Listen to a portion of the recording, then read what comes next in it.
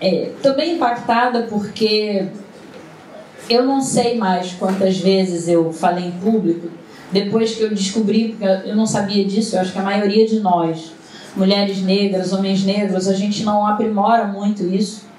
Eu não estou vendo muito bem vocês, porque essa luz está bem assim, eu não estou vendo muito bem, mas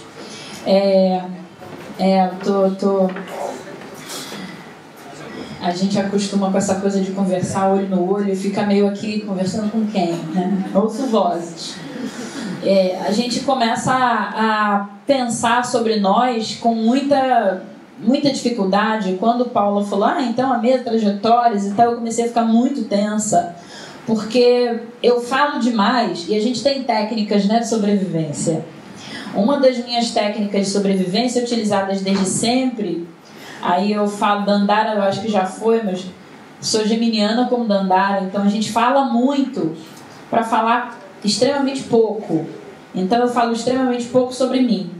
Sou verborrágica, sou prolixa e falo demais, mas sobre mim muito pouca coisa.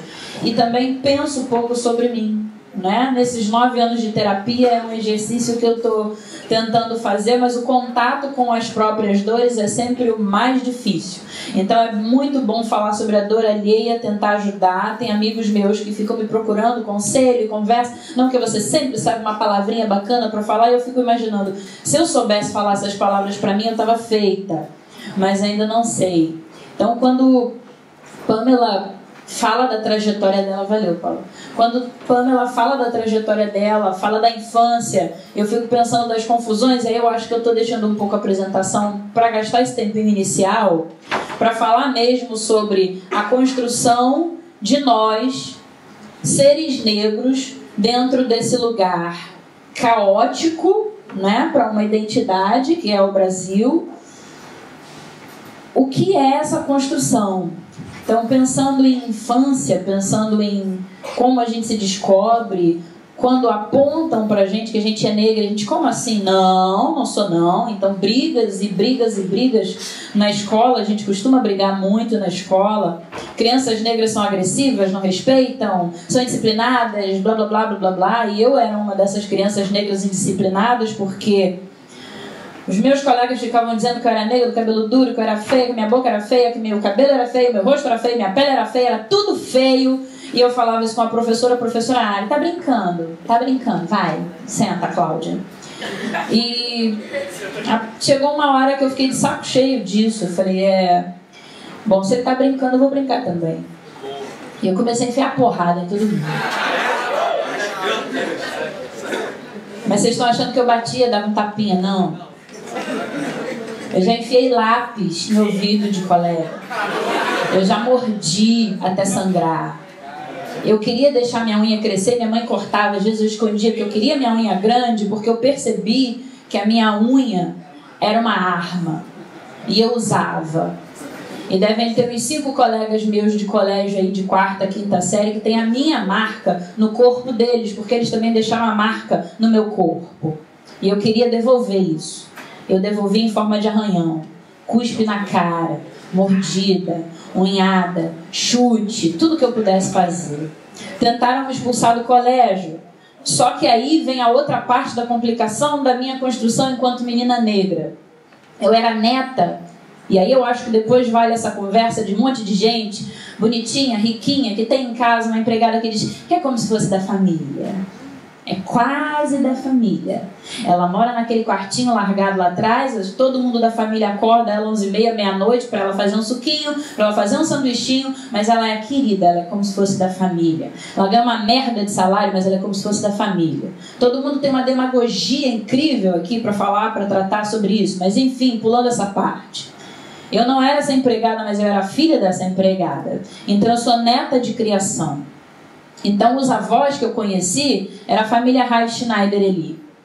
Então a minha avó Mary Becker Raif Schneider Eli, de olhos azuis e cabelos ruivos, dizia que a pele dela era muito branca porque ela tinha nascido de manhã e eu tinha nascido à noite. E o meu avô Paulo Edgar Eli, de família inglesa tradicional do Rio Grande do Sul, dizia para mim que eu tinha a cor mais linda e o cabelo mais lindo de todo o universo. E eu acreditava no meu avô. E quando eu chegava naquela escola de freiras, e até hoje não tenho o menor pudor em dizer isso, detesto freiras, eu me arrepio quando eu vejo freiras no meu caminho. Todas elas foram péssimas comigo naquela escola. Todas elas falavam de um Jesus que era bonzinho, mas eu não entendia por que elas não seguiam o raio de Jesus que era bonzinho e eram boazinhas comigo também. Tudo muito desconexo, mas enfim, era assim que funcionava. Então, quando os meus avós falavam para mim que eu era linda, os meus coleguinhas do colégio diziam que eu era horrenda, eu tinha que acreditar em quem? Quem é que convivia mais tempo comigo? Eram aqueles infelizes coleguinhas do colégio. E a professora dizia que era linda, e aí ela passava a mão na fulaninha. Ai, que linda, que cabelo lindo, que não sei o quê. Oi, Pio. E você é linda, fulano linda, tudo bem. Toda hora que era para passar por mim, ela pulava em mim, nenhuma professora fez carinho em mim, apertou minha bochechinha, disse que eu era linda. Como é que uma criança negra, nesse ambiente hostil, vai crescer feliz, sorrindo, dizendo que todos somos seres humanos e blá blá blá, toda essa parafernália, toda essa conversa fiada toda que a gente costuma engolir para dizer que está todo mundo bem, né? Para seguir Gilberto Freire e dizer que não, aqui é uma democracia racial, todos temos a mesma oportunidade, todos somos tratados da mesma forma, todos vamos crescer da mesma forma. A Alessandra é meio agressiva, imagina por quê? Eu recebi muita agressividade, joguei um pouco para fora, faço terapia para tratar o resto, mas não exija muito de mim, não provoca, porque a coisa fica tensa, porque eu fui criada num ambiente tenso. Eu não tenho como te oferecer florzinha, agora se eu recebi um monte de espinhozinho. Mas a gente trabalhando isso, dá pra gente conversar sobre outras coisas. E aí eu vou pedir para alguém botar lá uma parada para mim. A gente vai passar algumas imagens. Falando sobre... Tá ali.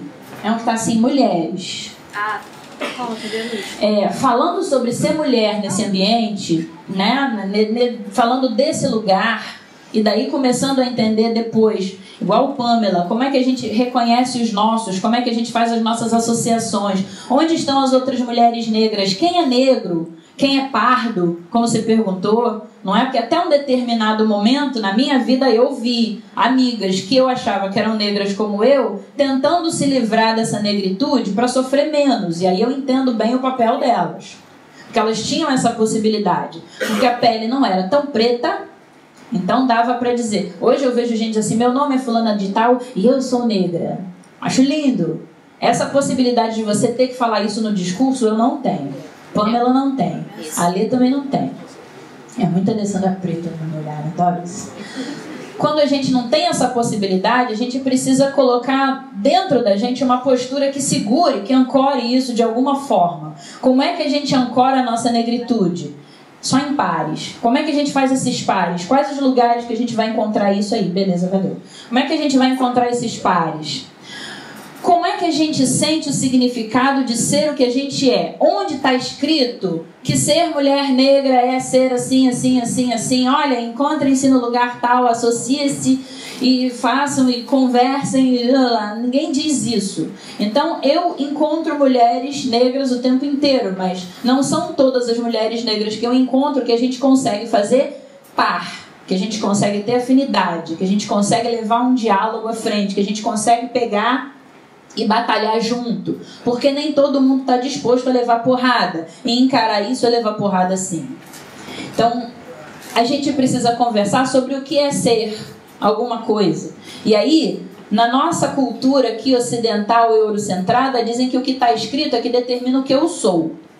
Para minha ancestralidade, e aí eu vou além desses avós brancos anglo-saxões, eu vou para além deles e eu tenho, sim, meus avós quilombolas, do quilombo do quartel dos Indaiais de Diamantina, e tenho os meus avós paternos da Paraíba, de Campina Grande, e eles me ensinaram que o que se conta de pai para filho, de avô para neto e para bisneto, é o que vale, é a verdade. Então eles diziam para mim que eu era muito importante, então eu acreditei neles, preferi acreditar neles do que em toda aquela cambada que estudou comigo no início do fundamental. Eu não vou ficar falando muito, vou passar rápido, porque nisso tudo já deve ter ido uns 5, 6, 7, 8 minutos, eu só tenho mais uns 4, não é isso? Então agora eu começo a correr narrando futebol. Eu gosto muito do dicionário, porque então nessa cultura aqui escrita, a gente está dizendo que o dicionário vai dizer para você o que você é. Então, para eu acreditar que eu sou mulher, eu fui ao dicionário e de repente eu me deparei com essa parte em vermelho. O ser humano do sexo feminino que apresenta características consideradas próprias do seu sexo, aí vai aparecer uma interrogação. Que características? Delicadeza, carinho, pô, vai dar chabu agora. Sou eu? Sensibilidade. Não, sou eu. E etc. O etc é muito significativo, porque aí, meu filho, vai da sua imaginação o que é esse ser feminino.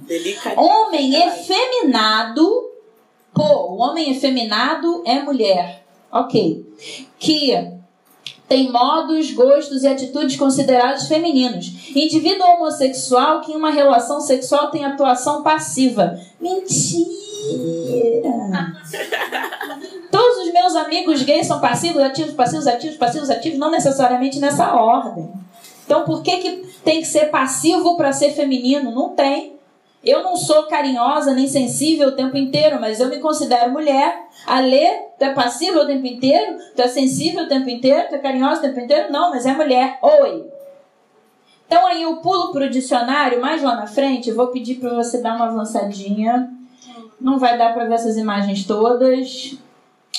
Vai passando. E também não, isso aí é outro dia para conversar. Isso, outra coisa. Aí, definição de negro e branco no dicionário. Eu vou ter que ir para cá porque eu não lembro. Ser branco é bacana no dicionário. Acho que já deu para você notar. Limpo, claro, alvo, a cor do leite da neve. Mas eu quero dar uma parada ali, ó. Patrão, senhor. Ser branco já pressupõe que você está mandando em alguma coisa. Ok? Pelo menos o dicionário disse. Se o dicionário disse, ele tirou isso de algum lugar, então eu vou acreditar no dicionário. Bacana, vou lá, mudo de página, negro no dicionário. Sombrio, fúnebre, que causa sombra, que traz escuridão, tenebroso, horrível, ameaçador, medonho, pavoroso, pervertido, inimigo, execrável, odioso. Tá satisfeito? Eu não tô. Mas ele continua. Indivíduo da raça negra, escravo, homem que trabalha muito. A gente tem 500 e pouquinhos anos de país. Quase 400 foi de escravidão. Mas o dicionário ainda diz para mim que a escravidão não acabou. E que se eu sou negra, eu sou escrava. E que eu vou trabalhar muito. Associa isso com aquele ser mulher que eu coloquei lá na frente. E pensa. O que é ser mulher e ser negra ao mesmo tempo? Então a gente tem... Falando dessa fragilidade feminina, falando dessa proteção paternalista, não está falando comigo, não está falando com a minha mãe, empregada doméstica, faxineira, cozinheira, que andava de trem o tempo inteiro, com um monte de homem, que passa a mão, que isso, que aquilo, ninguém segura a bolsa, ninguém dá lugar. Por quê? Porque ela aguenta. Aí a gente tem um índice de morte de mulheres negras, pretas principalmente, na obstetrícia. Por quê?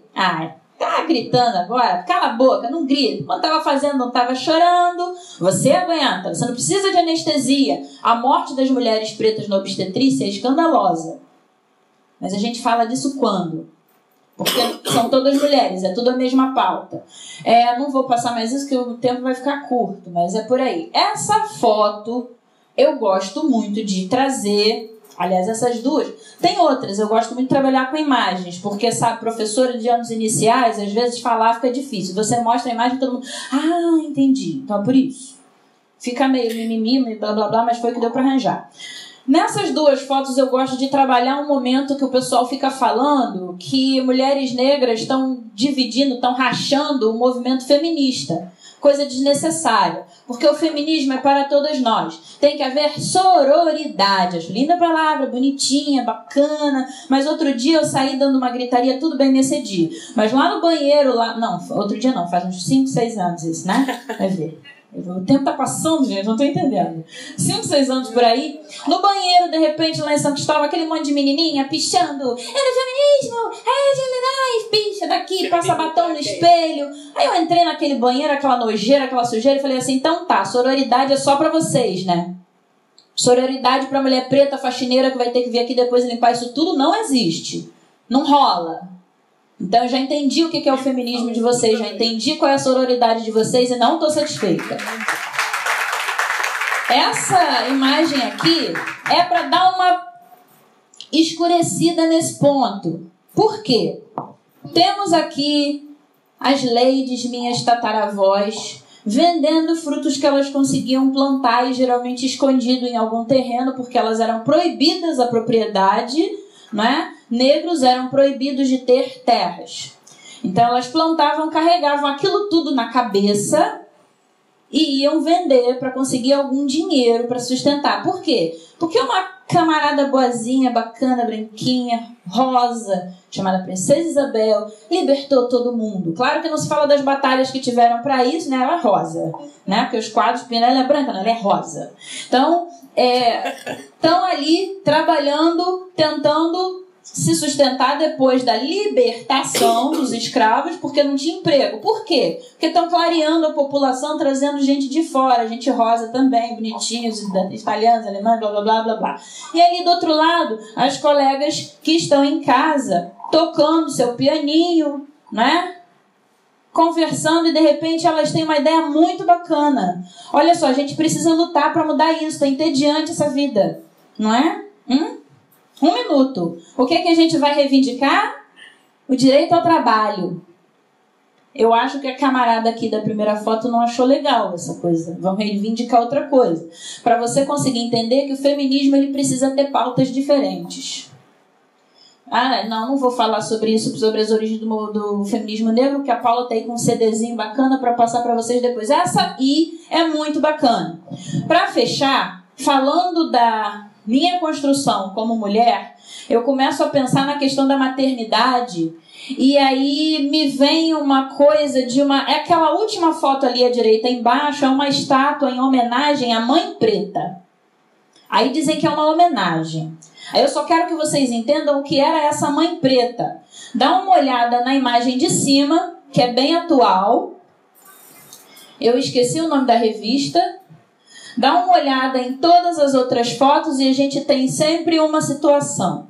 Essa mulher negra escravizada, ela tinha que ser ama de leite, porque isso dava muito dinheiro. As amas de leite eram alugadas. Como assim alugadas? Isso, eu tenho uma escrava, comprei a minha, né? E daí tem uma outra imagem que eu acho muito bacana a gente trabalhar, que foi aquele camarada que levou a babá para desfilar aí no Fora Dilma junto com ele, então ele estava pagando, tá pagando é dele, então ele pode fazer qualquer coisa. Essas mulheres, elas tinham filhos que passavam fome enquanto elas colocavam seu leite a serviço dos senhores, que eram os proprietários delas. Então, assim, trabalhar maternidade, começar a discutir maternidade, a gente precisa discutir primeiro como é que isso foi construído para cada um. Para essa mulher negra foi construído de uma forma diferente. Maternidade para... Esqueço o nome desse povo atual, só lembro de gente velha. Deixa eu pensar. Não sei o que, Lima. Uma menininha bonitinha que é casada com um menininho bonitinho e aí teve gêmeos. Fernanda Lima. Ai, é lindo ser mãe, adoro ser mãe, gostosura ser mãe. Com 2 babás, cada uma tomando conta de um filho, cada uma viajando com... Aí é ótimo. Mas para essas babás que deixaram os filhos em casa, aí a gente vem reproduzindo isso tudo aqui. Não é? Para essas babás, ser mãe é uma coisa diferente. Senta o pau aí para mim. Há alguns anúncios, não vai dar para passar muito, porque eu acho que meu 1 minuto já acabou, mas aí eu quero que vocês pensem comigo essa questão de ser mulher, de construção do ser mulher, da visão que homens brancos, negros, não interessa agora falar nesse momento, depois a gente discute isso, que isso é importantíssimo, mas a gente pensar sobre como os homens veem esse corpo preto dessa mulher preta. Essa escrava, essa ama de leite, essa pessoa barata que se pode possuir. As novelas mostram para vocês que aquela empregada doméstica que fica no quartinho pode ser usada sexualmente pelo seu filho, é muito mais barato do que pagar uma prostituta, até mesmo porque, dependendo do lugar que mora, as prostitutas são brancas e prostitutas brancas são mais caras. Algumas não são nem chamadas de prostitutas, são chamadas de garotas de programa. Escorte. Essa mulher chique sabe de tudo. Então, aí eu trago ali a última imagem para dizer para vocês como essas heranças estão aí na sua cabeça e fazem você, na sua, na minha também. Só que como eu já estou consciente disso, eu já venho trabalhando. Você precisa agora começar a dizer, epa, então eu penso isso por conta de uma construção social histórica, exatamente, por conta de uma construção social histórica. Você acha que mulher negra é feia? Não, não acho, é que eu só acho aquela outra lá mais bonitinha, entendeu? Então não dá para apresentar na minha casa, mas dá para pegar escondido de vez em quando, porque no seu imaginário mulher preta faz qualquer coisa, mulher preta é fácil, mulher preta é boa de cama. Isso tudo que você vai reproduzindo vem de algum lugar. Eu só queria te mostrar de onde. Eu acho que não vai dar para falar mais muita coisa. As imagens aí, poxa, Janaína foi embora, mas eu adorei isso, porque a gente estava estudando textos de Virginia Bicudo sem saber que Virginia Bicudo era negra. Vou chegar lá quinta-feira agora na aula do Luiz Augusto Campos, tinindo de raiva para perguntar por que isso não aconteceu, né? Mas enfim, as imagens que importam mostrar desse corpo negro, como os corpos negros aparecem. Eu não trouxe nem a manchete, mas outro dia eu estava emputecida no Facebook divulgando uma manchete que saiu assim: italiano fornecedor de cocaína para elite carioca é preso. Como assim, cara? Mostraram uma mesa cheia de cocaína, cheia de heroína, cheia de sabe-lá-Deus, mas o quê? O cara não era traficante, era fornecedor italiano. Rafael Braga com vidrinho de pinho-sol é criminoso, está preso até hoje. Para entender o local dos corpos pretos. E aí eu estou mostrando ali no cantinho. Bom, lá em cima eu não vou precisar falar muito, mas é importante sempre mostrar a bunda da mulher preta. A bunda da mulher preta continua sendo exposta. Eu tentei achar a imagem de venda de escravas sexuais, mas eu não consegui, mas eu ainda vou conseguir colocar uma do lado da outra. A lógica continua sendo a mesma. A bunda que importa, não precisa mostrar o rosto dessa mulher preta, porque o rosto não importa, porque ela é para uso. Não é para mostrar o rosto, não é para apresentar para ninguém. Então ali em cima tem a imagem do que vale a mulher preta mulata, tipo exportação, que ela é mais clara.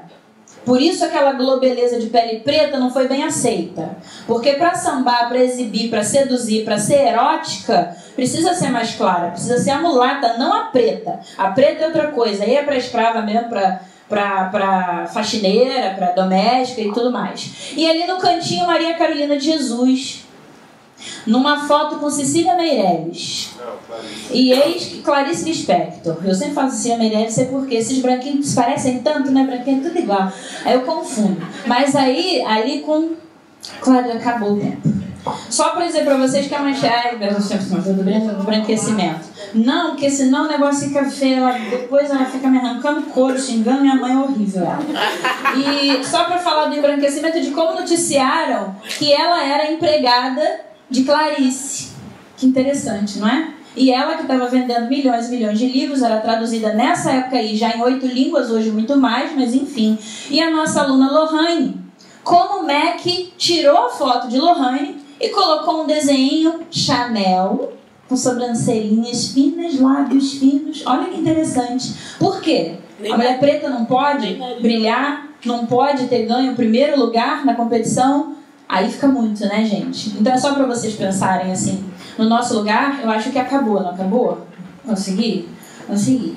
Não, aí depois vocês procurem Sojourner, o poema de Sojourner sobre Não Seria Eu Uma Mulher, que é muito importante, falando exatamente sobre como as mulheres, como se exige essa força, né, das mulheres negras. Depois a gente vê o resto. Gente, obrigada. Desculpa a correria.